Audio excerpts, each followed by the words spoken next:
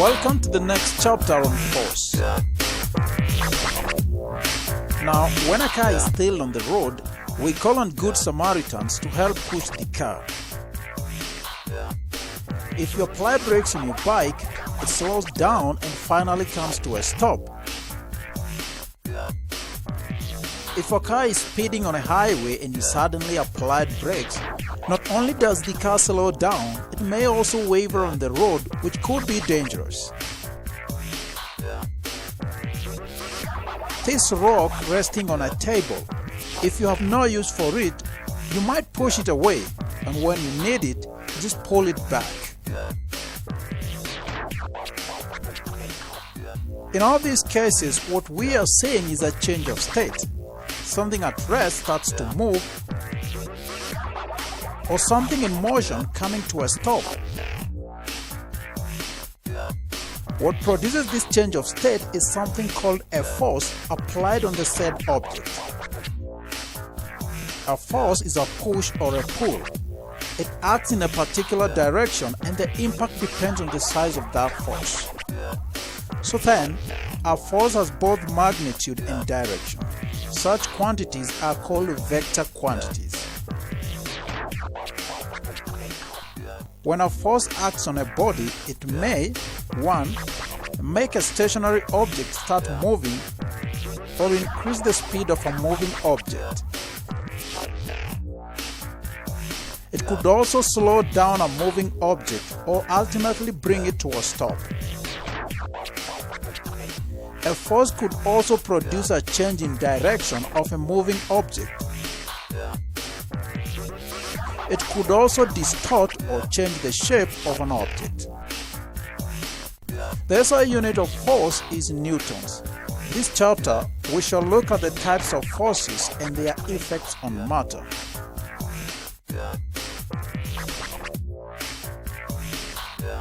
And we start with gravitational force, or the force of gravity.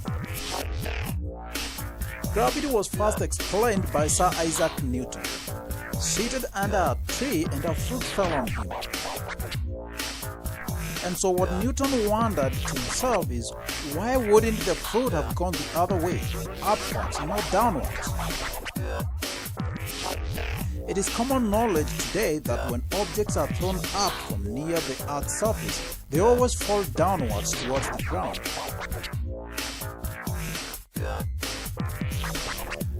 Newton discovered that the Earth exerts a force of attraction on any body or object near its surface, and this is gravitational force, or the force of gravity.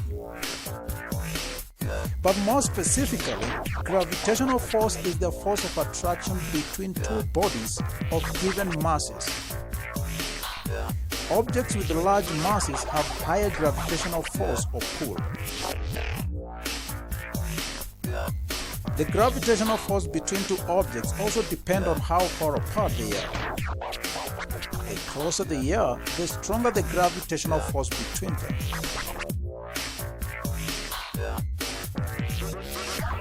You and the Earth have masses, so you pull on the Earth and the Earth pulls on you. But the Earth's mass is much larger than yours, so its gravitational pull is enough to keep you on its surface. When you jump, you pull from the Earth, but because of the larger gravitational force of the Earth, it pulls you back down. Each planet exerts its own gravitational pull on the Earth. Astronauts on the Moon experience about 1/6 the gravity on Earth, and this is because the Moon has a smaller mass than the Earth. This is why people weigh less on the Moon, because weight depends on the gravitational force on an object. The force of gravity have kept the Earth and the Moon in their orbits for 4.5 billion years that they supposedly have been in existence. So the Earth and the Moon are in a kind of tug of war, pulling on each other. This kind of pull is evident in the rising and falling of tides in the oceans.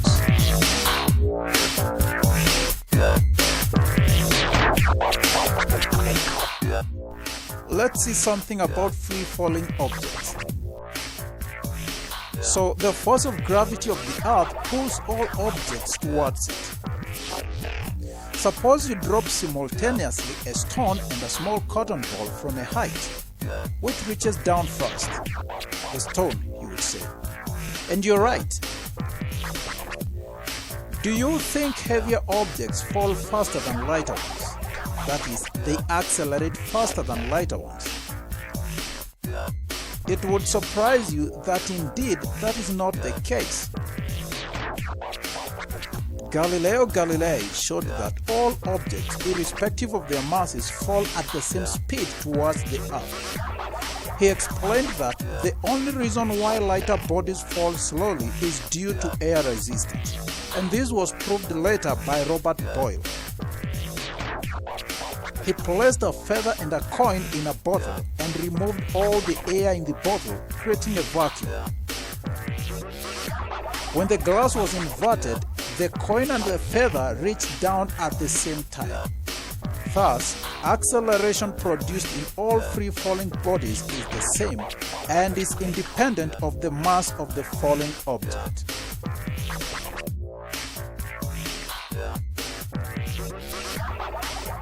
The next force is tension.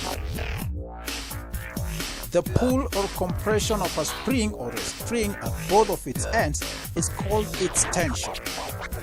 If you push a spring, it pushes you back.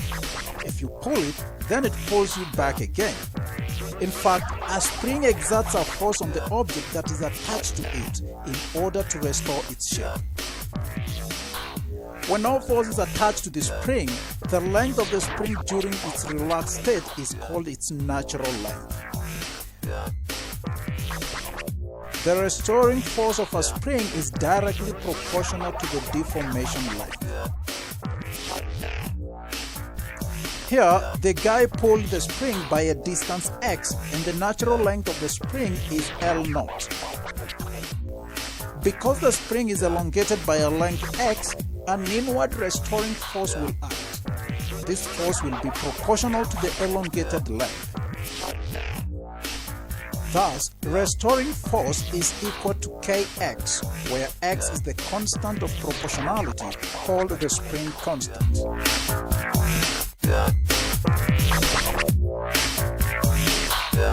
If the boy pushes the spring inwards, then the spring is compressed and again will apply a restoring force in outward direction. If the compression length is x, the restoring force is equal to Kx. Therefore, restoring force will always be equal to Kx.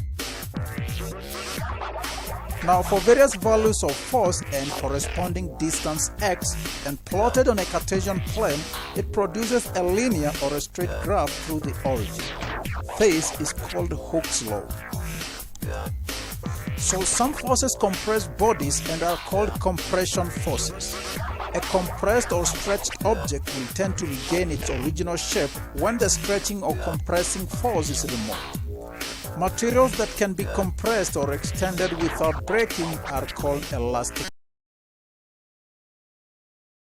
Spring balance, an instrument used to measure force.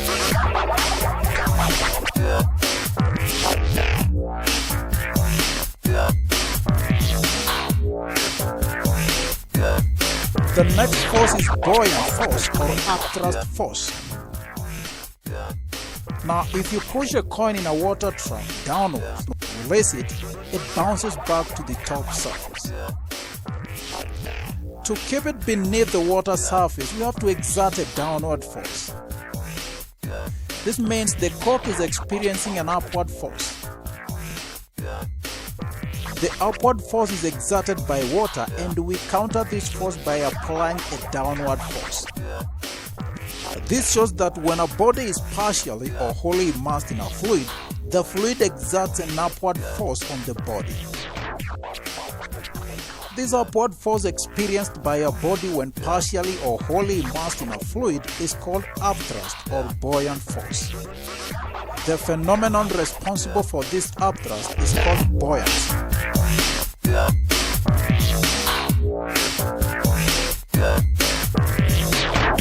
Let's see an experiment. We suspend a body from the hook of a spring balance and observe the readings. We then immerse it in a trough containing water. we observe that the reading on the spring balance is indicating a lesser weight of the object. Again, if we remove it from the trough, we observe that the reading is back to the original figure. This shows that any object partially or wholly immersed in water or any fluid experiences an upward force called buoyant force, and this force is responsible for the apparent loss in weight of the object immersed in it. The difference in the two readings is the upthrust force.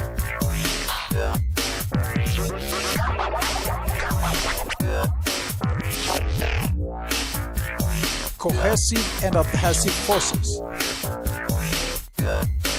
The force which keeps molecules together is called the molecular force. The force of attraction between two similar molecules is called cohesive force.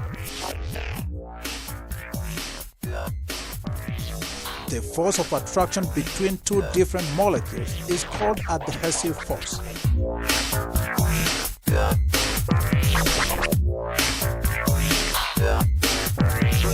When a narrow tube is dipped into a fluid, the fluid rises in the tube. This is called capillary action. Capillary action is the result of both cohesive and adhesive forces. Cohesive forces exist amongst the fluid molecules, while adhesive forces exist between the fluid molecules and the walls of the glass tube. In this drop of ink, the molecules are held together by cohesive forces between the molecules. When the drop hits the surface, it spreads out due to adhesive forces between the fluid molecules and the paper surface.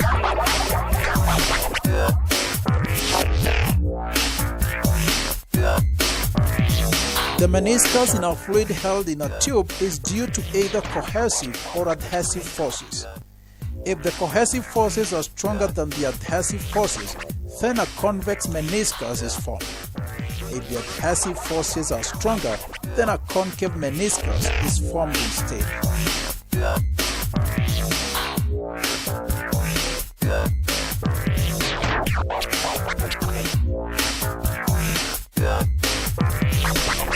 Next is frictional force. Suppose you give a push on this block resting on the table. You observe that it stops after a while. If you push it from the other side, the same thing happens. It stops. When we push the block, we apply the force. But the impact of that force don't seem to last. Obviously, there must be another force acting to counter the force we applied. This is called the force of friction. If you apply the force along the left, friction acts along the right. If you apply the force along the right, friction acts along the left. But in both cases, friction opposes the motion of the block. Friction is the force that opposes motion. In this case, friction acts between the surface of the wooden block and the surface of the table.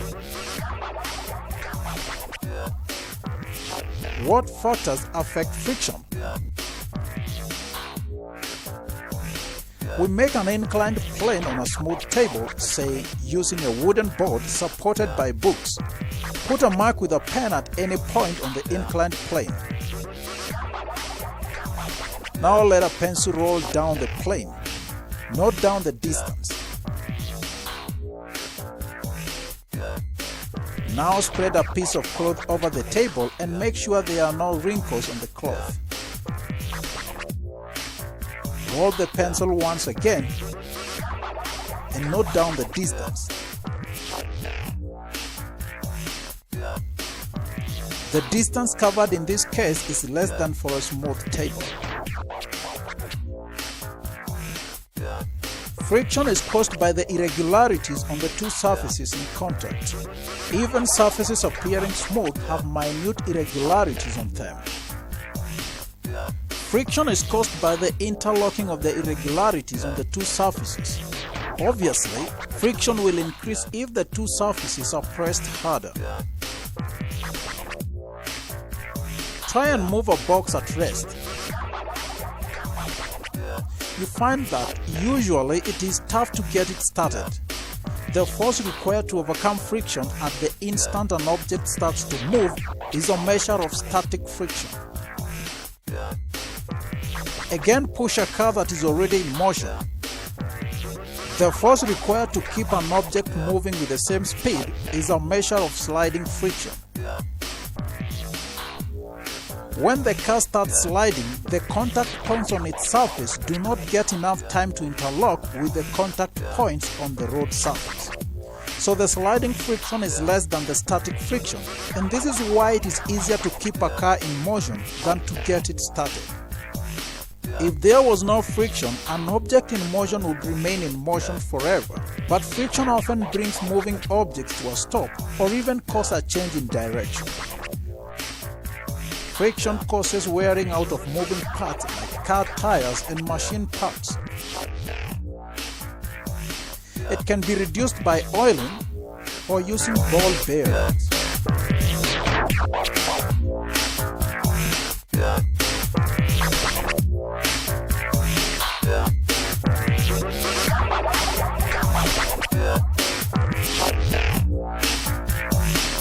Next is surface tension. Have you ever seen a needle floating on water or an insect walking on the surface of water? How comes a needle, though being denser than water, floats, and an insect able to walk on the water surface? It is because the free surface of water, which is at rest, behaves like a stretched elastic membrane supporting the needle and the insect. This property of liquid is called surface tension. Surface tension is a property of matter by virtue of which the free surface of the liquid at rest behaves like a stretched elastic membrane having contractile tendency.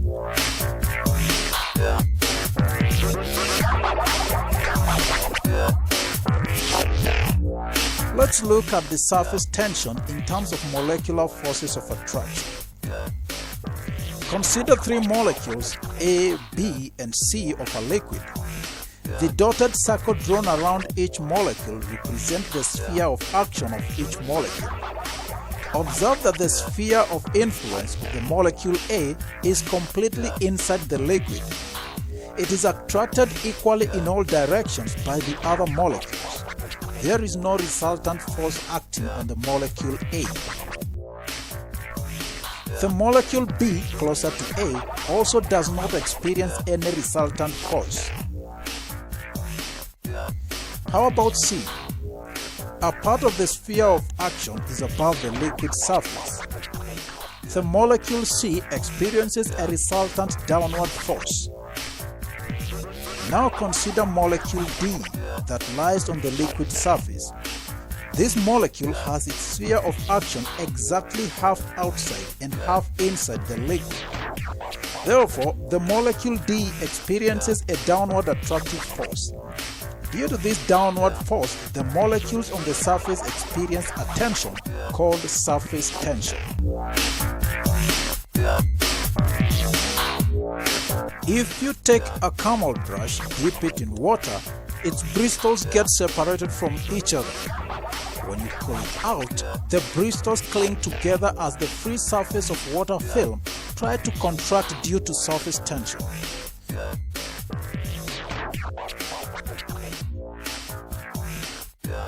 When a circular wireframe is dipped in a soap solution, it forms a thin soap film. Let's place a cotton thread on the soap film. The cotton takes on an irregular shape. When you prick the film gently with a hot, sharp needle, the film in the loop disappears and the loop of the thread takes a circular shape. By adding oil in water, we reduce surface tension. Therefore, the mosquito eggs and larvae cannot float but will sink and die, thus controlling their breeding. Surface tension is therefore affected by impurities and also temperature. Impurities reduce the surface tension of a liquid. Detergents, for instance, weaken the cohesive forces between liquid molecules. When temperature rises, the kinetic energy of the molecules of a liquid is increased. The intermolecular distances increase and the force of cohesive is decreased. Therefore, the surface tension is lower.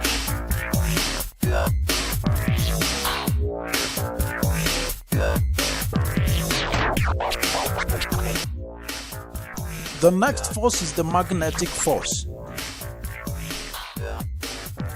The force which causes attraction or repulsion by magnet is called a magnetic force. A magnet has two types of poles, a north pole and a south pole. Like poles repel, while unlike poles attract. Some materials are attracted by a magnet while others are not. Those which are attracted are called magnetic materials, while those that are not attracted are called non-magnetic materials.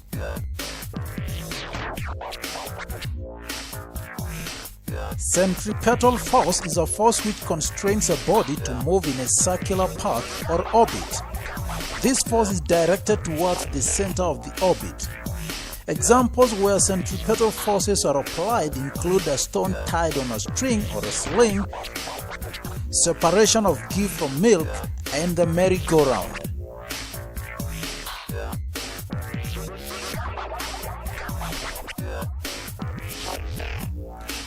The next force is action and reaction. Now, when a rock is placed on a table, its weight, that is action, acts on the table.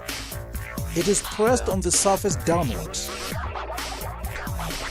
The reaction, that is opposite force of the table, acts on the block. In this case, there are two forces acting in opposite directions. One of the forces is called action and the other is reaction. Action and reaction are equal and opposite. That is, when one force acts on a body, an equal and opposite force acts on another body.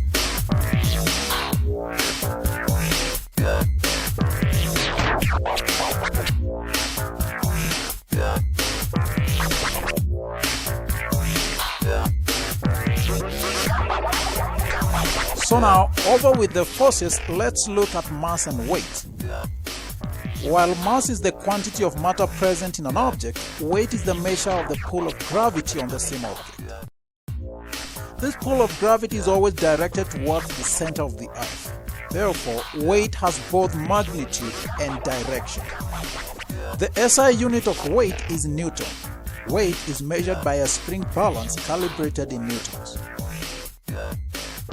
Due to the shape and rotation of the earth, the weight of an object varies from place to place. The earth is not a perfect sphere. It is flattened at the poles such that the distance between the center of the earth and the poles is shorter than between the same center of the earth and the equator. Therefore, a body weighs more at the poles than at the equator. On the Earth's surface, an object of mass m has a gravitational pull of mg on it, where g is acceleration due to gravity or free fall. Therefore, weight w is equal to mg, that is mass times the acceleration due to gravity. The Earth pulls each kilogram of mass on its surface with a force of about 9.8 newtons, which is approximately 10 newtons per kilogram. Compare this with the value of W over m from the experiment. For example, the weight of an object whose mass is 25 kilograms is given by weight is mg, so 25 times 10 gives us 250 newtons. Equally, the mass m of an object whose weight is 450 newtons is given by mass is equal to weight divided by acceleration due to gravity, which gives us 450 over 10, and that is equivalent to 45 kilograms.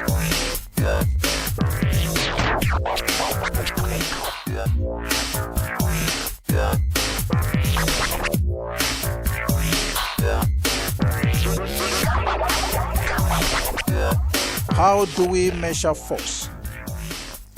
A spring balance extends when a stretching force is applied. The larger the force, the more the spring extends. The extension of a spring can therefore be used to measure an applied force. Such an instrument that uses the extension of a spring to measure force is called a spring balance. A spring balance measures forces and should therefore be calibrated in newtons. However, there are some spring balances that are calibrated in kilograms. In such cases, one is advised to convert the kilograms into newtons. A kilogram mass has a weight of about 10 newtons.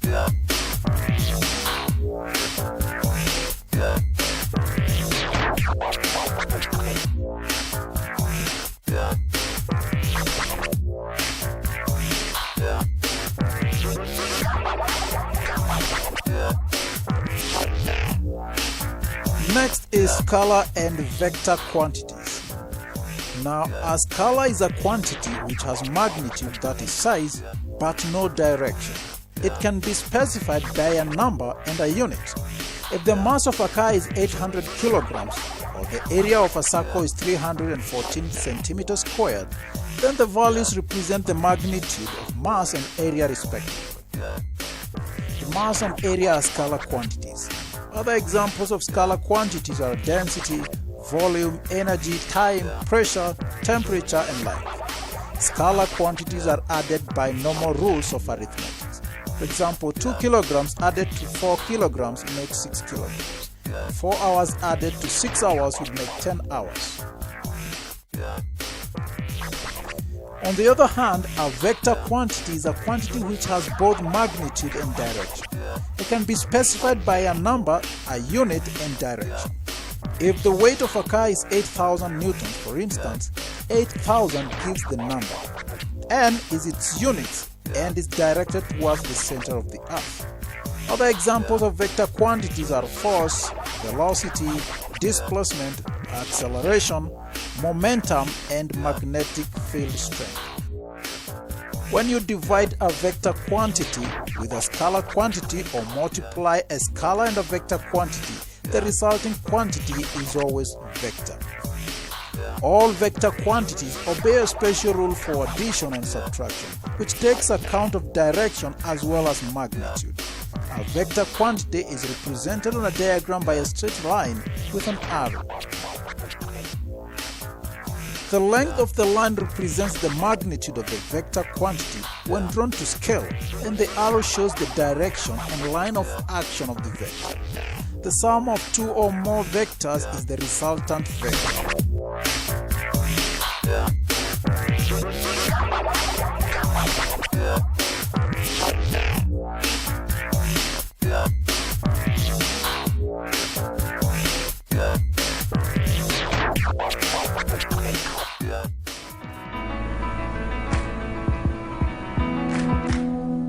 Now, you see, the people of the day were not completely unaware of electricity.